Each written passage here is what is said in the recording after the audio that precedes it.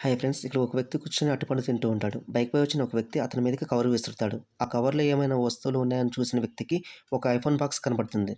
ఇందులో ఐఫోన్ ఉందా లేదా అని చూసే వరకు అందులో ఒక ఐఫోన్ ఉంటుంది. ఇదంతా ఇద్దరు వ్యక్తులు గమనిస్తూ ఉంటారు.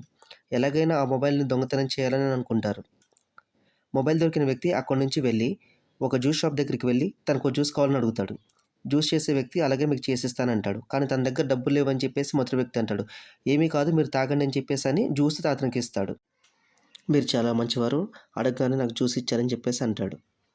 జ్యూస్ చేసే వ్యక్తి మెల్లగా అతని దగ్గరికి వెళ్ళి, "ఈ ఫోన్ చాలా బాగుందే. ఈ ఫోన్ నాకిస్తావా?" అని అడుగుతాడు. "ఈ ఫోన్ నాది. నేను నీకివ్వగలను" అంటాడు. "నువ్వు అడిగితే నేను జ్యూస్ ఇచ్చా కదా! నువ్వు నాకు ఫోన్ ఇవ్వవా?" అని అడిగితేనేమో, "నీ జ్యూస్ నాకు అవసరం లేదని" చెప్పేసి అతను అక్కడి నుంచి వెళ్ళిపోతూ ఉంటే, జ్యూస్ షాప్ అతను అతన్ని పిలుస్తూ ఉంటాడు. దీనికి సంబంధించిన పార్ట్ 2 కావాలంటే కామెంట్ చేయండి.